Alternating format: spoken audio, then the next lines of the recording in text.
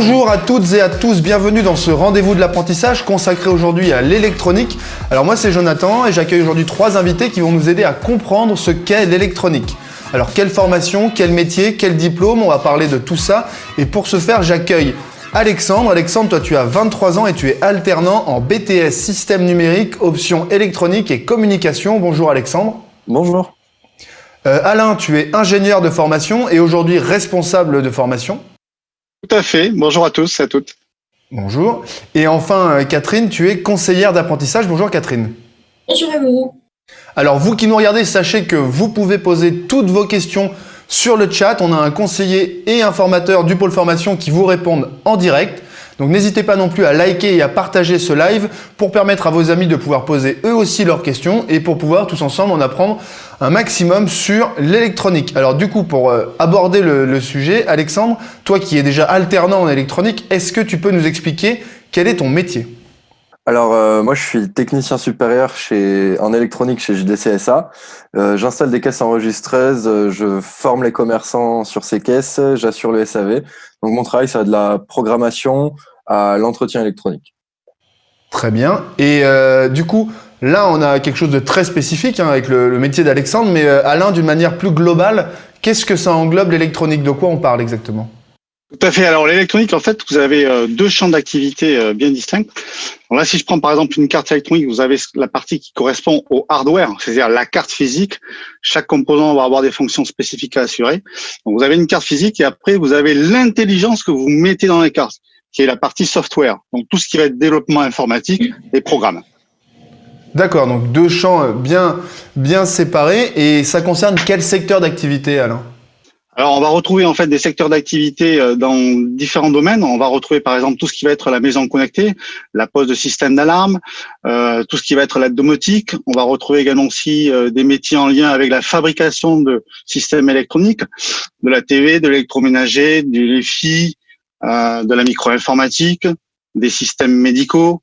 Voilà, ça couvre tous les champs de fabrication de produits. D'accord. Et en termes de métier, réellement, là, on a eu le métier d'Alexandre, mais un électronicien, si c'est comme ça qu'on dit, qu'est-ce que ça fait exactement ? Alors en fait, un électronicien, ça va aller, on va prendre tout le cycle de vie d'un produit. Donc ça part en fait de la conception d'une carte électronique, d'un système électronique.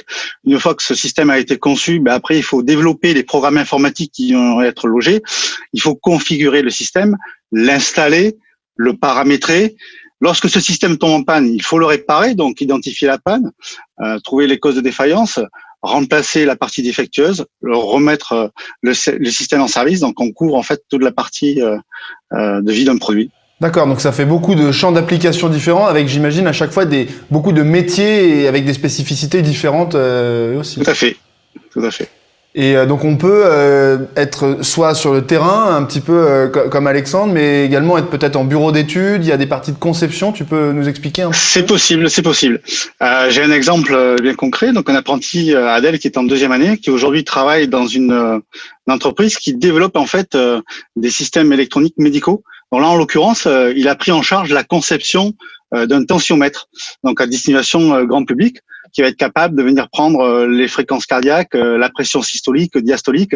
Et pour pouvoir arriver à créer ce produit-là, il faut designer un certain nombre de cartes, choisir des composants, établir un cahier des charges. Donc il va en fait développer tout le processus de création d'un produit. Très bien, donc si vous nous rejoignez, on est en train de parler d'électronique, on vient tout juste de commencer. Donc voilà, tout en nous écoutant, commencez à poser vos questions, continuez pour ceux qui ont déjà commencé à poser vos questions aux conseillers et aux formateurs du pôle formation qui sont là pour vous répondre et répondre à toutes les questions que vous vous posez sur les formations, les diplômes. Nous, on va continuer. Et pour ce, Alexandre, je voudrais savoir un petit peu, toi, quel a été ton parcours avant l'alternance et pourquoi tu as choisi l'alternance ? Alors avant l'alternance, j'ai d'abord passé mon bac technologique orienté vers l'industrie. Ensuite, j'ai intégré un IUT, donc formation classique en salle tout le temps, en classe. J'y ai pas trouvé d'intérêt, je m'ennuyais en fait. Donc je suis allé à la fac d'économie et gestion pour voir autre chose. Ensuite, j'ai tout arrêté, j'ai travaillé et j'étais bien à travailler. Et du coup, je voulais quand même reprendre des études parce que ça m'intéressait, mais je voulais pas retrouver l'ennui que j'avais en cours. Et donc j'ai fait le choix d'une formation courte comme un BTS en alternance. Comme ça, je retrouvais un intérêt aux études et ça m'a donné envie de continuer. Oui, c'est ça, ça t'a permis donc de revenir sur le chemin de l'école, on va dire, tout en gardant un pied dans le monde professionnel que tu avais déjà découvert par ailleurs, quoi. Exactement. Et du coup, Catherine, est-ce que c'est un parcours, on va dire, classique? Est-ce qu'il y a un parcours vraiment classique? D'où viennent les jeunes que vous accueillez au centre de formation? Il n'y a pas vraiment de parcours classique. L'avantage de l'alternance, c'est aujourd'hui l'apprentissage plus particulièrement, c'est que la typologie des publics accueillis est très variée. On peut avoir des personnes qui sont issues d'un parcours classique, comme des personnes qui ont déjà eu un premier parcours de formation et qui veulent se réorienter. C'est tout à fait possible de les accueillir. Il y a de nombreuses passerelles qui existent et de nombreuses possibilités d'accession à l'entrée en apprentissage. Et notre rôle, c'est de favoriser justement et de trouver des solutions pour pouvoir intégrer au maximum les profils accueillis. D'accord, parce qu'il y a tout type de profil aussi. Est-ce qu'on peut venir quand on a même plus longtemps que Alexandre, par exemple, quitté l'école? Est-ce qu'on peut revenir? Vous avez des offres pour ceux qui sont vraiment en reconversion professionnelle? Absolument. Comment ça se passe? Absolument. L'idée, en fait, c'est d'examiner le parcours antérieur, de positionner les personnes et au vu des parcours, pouvoir proposer une adaptation de la pédagogie et du diplôme qui sera ensuite préparé. Et Catherine, quel diplôme on vient passer au pôle formation? Est-ce que tu peux nous détailler l'offre que vous proposez? Alors, au pôle formation, en électronique, on peut se former du bac pro jusqu'au diplôme d'ingénieur en apprentissage. À côté, il existe des passerelles qui sont possibles, que ce soit des bachelors ou des qualifications professionnelles. Et alors, toi, Alexandre, donc toi, tu as choisi le BTS. Et une fois qu'on est au pôle formation, explique-nous un petit peu comment ça se passe en termes de cours. Vous avez des matières générales, une remise à niveau, des cours en atelier. Tu peux nous expliquer un petit peu ton quotidien au pôle formation? Alors, au pôle formation, je passe un BTS, donc ça reste un BTS classique, je dirais, avec les matières du type français, maths, physique, anglais, qui, elles, sont dispensées en classe et en cours normaux. Et après, on a tout ce qui est électronique, programmation, soudure, tout ce qui se rapproche de l'industrie et du technique. On a des salles spécifiques avec du matériel qui est à jour. C'est ce qui est utilisé actuellement dans l'industrie et c'est ce que j'utilise au travail. D'accord. Et du coup, Alain, ce matériel qui est à jour, ça c'est ton rôle, c'est ça, de tenir le matériel à jour et de s'assurer que ce que vous voyez au pôle formation est complémentaire de ce que les jeunes vont pouvoir voir tout à fait, en entreprise pour qu'il n'y ait pas un écart trop grand entre les deux et que même ça soit le même univers, c'est ça? Exactement. Donc là, effectivement, ça fait partie aussi de mon job de vérifier que les équipements qu'on utilise sont encore up-to-date. Et en particulier, on a même investi dans des équipements qui vont même au-delà de ce qui est fait aujourd'hui de manière industrielle. On est aussi à la pointe du progrès sur des équipements de type impression 3D électronique, où on est capable directement de venir créer un circuit par dépôt de colle chargée en argent. Voilà. Donc c'est un nouveau procédé qui viennent juste d'émerger pour dire que effectivement au pôle formation, on a vraiment du matériel qui est au top d'un point de vue technique. Ouais, donc on s'assure de former les jeunes pas seulement à ce qu'il y a aujourd'hui dans l'entreprise, mais aussi à ce qu'il va pouvoir y avoir demain dans le monde de l'entreprise, c'est ça? Tout à fait, tout à fait. Alors là, après, pour parler un petit peu des activités menées au sein du pôle formation sur la partie pratique, on est amené à leur faire réaliser une carte pré-ampli où ils vont utiliser effectivement des fers à souder WLR, que l'on retrouve les mêmes, on retrouve exactement les mêmes dans l'industrie, mais également aussi de réfléchir sur les plans d'implantation des composants, créer la BOM, c'est-à-dire la nomenclature, quels sont tous les éléments constitutifs de la carte électronique, et on va fonctionner réellement comme une PME, c'est-à-dire qu'en fait, on va avoir un processus de fabrication de la carte similaire, avec un état des stocks, qu'est-ce qu'on doit commander, sur quel fournisseur, le meilleur prix, assembler les cartes, les tester, les valider, voilà. On déroule tout un processus qui est identique à ce qu'on peut retrouver dans l'industrie. Et du coup, Alexandre, là, Alain nous dit un petit peu comme une PME, mais quel rapport vous avez du coup entre formateurs et apprenants au pôle formation? C'est-à-dire que tu dirais que ce sont des rapports horizontaux, des rapports de professionnel à professionnel, peut-être même de passionné à passionné? Oui, totalement. Contrairement à ce que j'ai pu vivre au lycée ou même à la faculté, là on a des intervenants qui viennent directement de l'industrie, donc c'est leur métier et les rapports sont vraiment pas les mêmes. On peut parler après les cours avec nos professeurs par passion avec eux. Et du coup, tu parles de passion. Toi, qu'est-ce qui te passionne dans ton métier? D'où te vient cette passion pour ton métier et qu'est-ce qui te passionne? Moi, ça m'est venu en voulant comprendre comment marchait tout ce qui était autour de moi, que ce soit mon ordinateur, ma télé, mon téléphone, tout ça. Et qu'est-ce qui me passionne, je dirais, c'est l'innovation. C'est en perpétuelle innovation, donc c'est pour ça que j'y trouve un intérêt.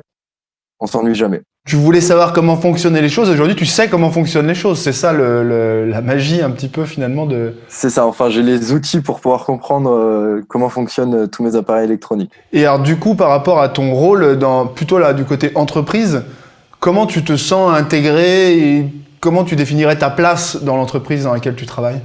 Vraiment, je suis un employé à part entière. C'est-à-dire que je fais le même travail que mes collègues. Il y a une première période, je dirais la moitié de ma première année de BTS, où on m'a un peu protégé, on m'a chouchouté. Et après, quand on a vu que je connaissais le métier, on m'a confié des clés de voiture et on m'a envoyé chez les clients tout seul. Et maintenant, j'interviens tout seul au même grade que mes collègues. Ouais.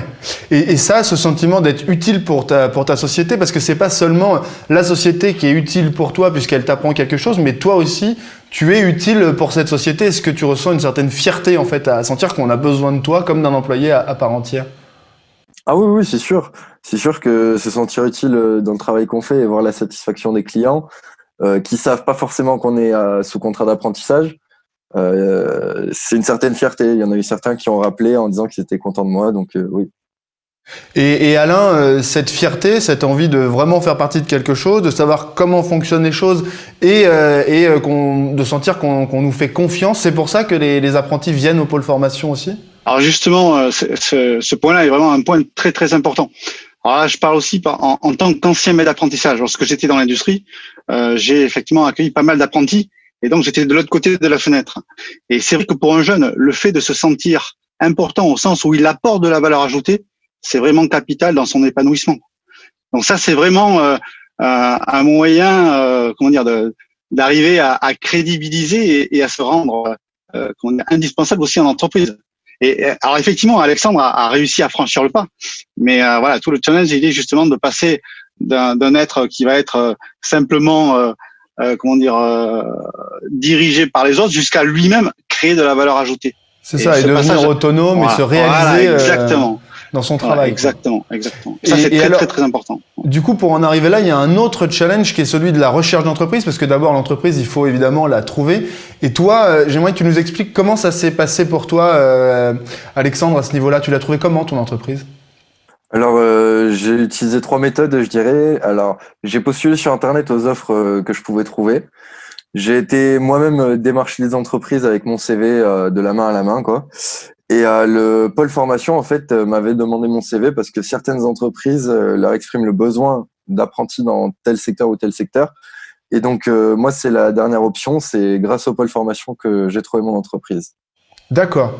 Et alors, du coup, là, j'ai envie de m'adresser aux jeunes qui nous regardent et de leur dire, je sais que ça, c'est toujours un sujet qui vous inquiète. Personne aime chercher du travail, hein. C'est évident, c'est pas facile. Et du coup, Catherine, je voudrais que tu t'adresses à eux et que tu leur expliques comment, là, on voit que c'est c'est le pôle formation qui a aidé Alexandre à trouver son entreprise. Comment vous aidez les jeunes de votre côté à trouver des entreprises, justement?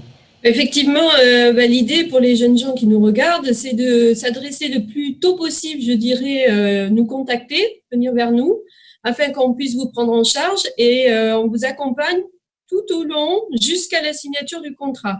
L'accompagnement, ça passe effectivement par déjà rencontrer les formateurs, les responsables de formation, valider votre projet professionnel, revoir votre CV, c'est ce qu'on appelle la phase de technique de recherche d'emploi, de façon à ce qu'il soit directement opérationnel et qu'il intéresse les entreprises, mettre en valeur en fait ce que vous avez pu acquérir, parce que vous pensez ne pas avoir de qualité ou déjà des compétences, mais le fait de mettre en avant ne serait-ce qu'une passion, d'être intéressé par, je ne sais pas moi, de la mécanique ou voilà, comme le disait Alexandre, moi j'ai envie de savoir comment fonctionne la maison connectée, tout ce dont je me sers. De mettre en avant, c'est un plus, c'est un atout. Et ensuite, nous, on prospecte tout au long de l'année des entreprises, on travaille avec elles, on les connaît bien. Et en fonction des profils que nous accueillons, on oriente les jeunes gens vers les entreprises. Donc, j'ai envie de dire, contactez-nous le plus tôt possible, venez nous voir, on vous fait visiter les plateaux techniques, on vous fait rencontrer les formateurs, comprendre le métier, en quoi ça consiste, et on vous accompagne jusqu'à la signature du contrat. Ouais, j'aime beaucoup cette idée, c'est pour ça que je trouve que c'est bien que les jeunes retiennent ça. Même si vous n'avez pas d'expérience professionnelle, vous avez déjà des passions, des choses qui peuvent intéresser, qui peuvent montrer à une entreprise que vous avez déjà un parcours, que vous avez déjà commencé à vous intéresser à des choses. Et ça, c'est très important de le valoriser. Et du coup, toi, Alexandre, tu gagnes combien en tant qu'apprenti? Alors, en première année, j'avais 21 ans. J'étais à 760 €. Et là, en fin de deuxième année, à 23 ans, donc, je touche 960 € qui me permettent d'accéder à la prime d'activité, ce qui fait que je touche 1100 € net par mois. D'accord, donc on est sur un vrai salaire, hein, ce qui te permet de vivre tout simplement. C'est avec ça que tu vis, quoi. Totalement. Je paie mes factures, ma voiture, mon appartement, mon loyer, tout. D'accord, et cette rémunération, elle est calculée comment? Est-ce qu'il y a une grille en fonction de l'âge, du niveau? Tu peux nous expliquer, Catherine?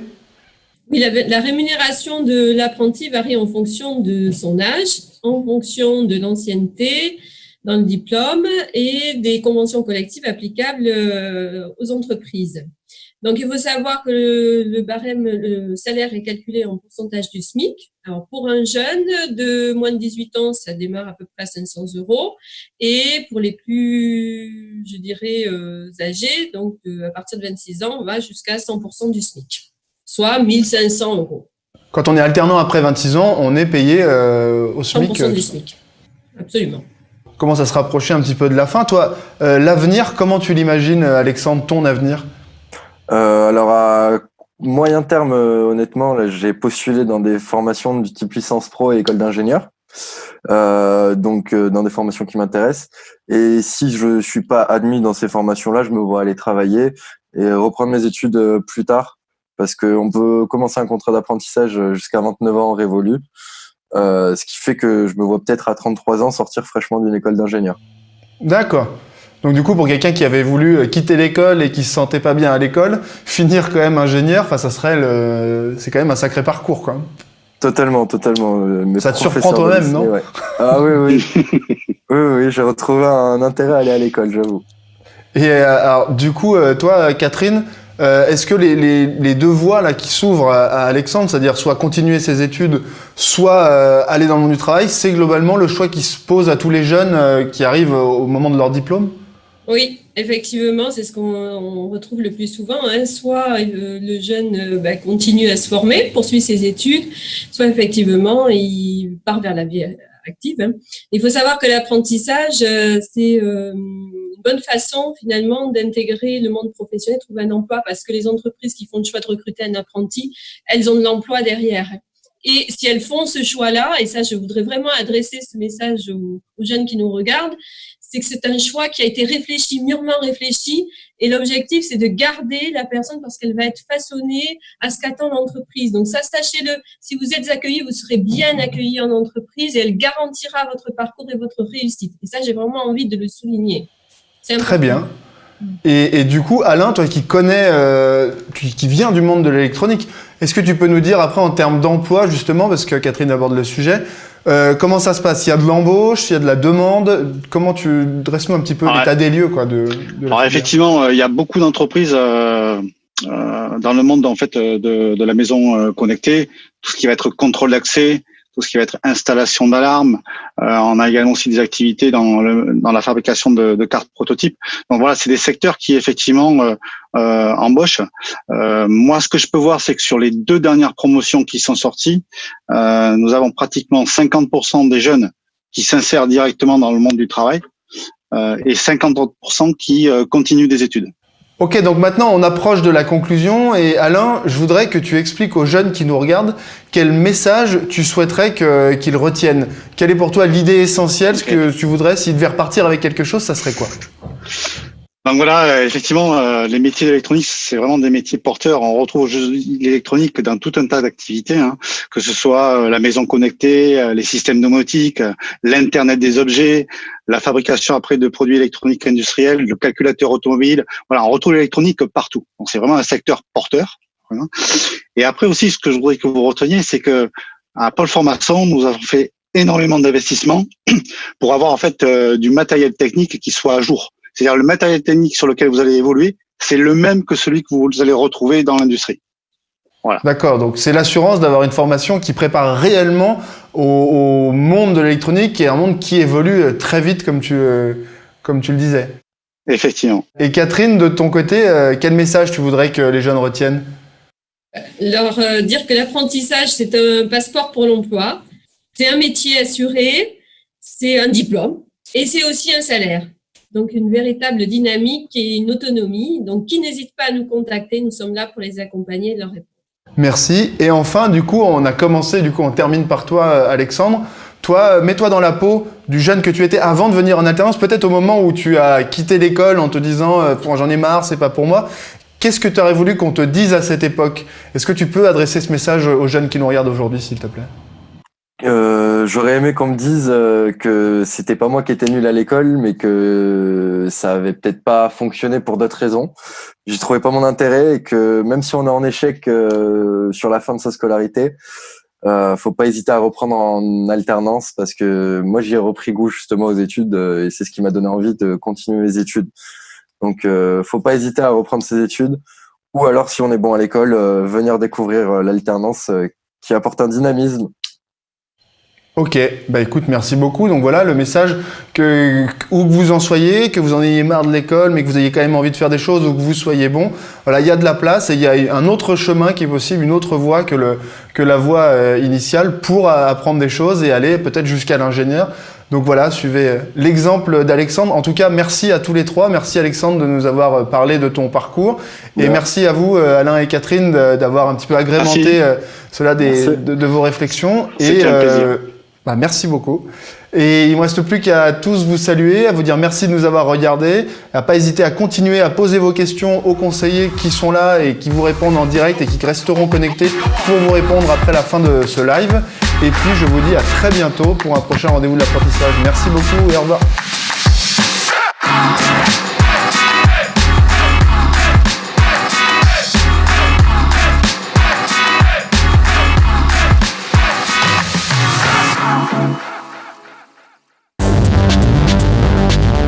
Faire quelque chose de concret. Avoir un bon salaire. Travailler en équipe. Avoir des responsabilités. Être créatif. Avoir l'avenir qu'on imagine. C'est faire son choix. Viens découvrir les métiers de l'industrie au pôle formation UIMM.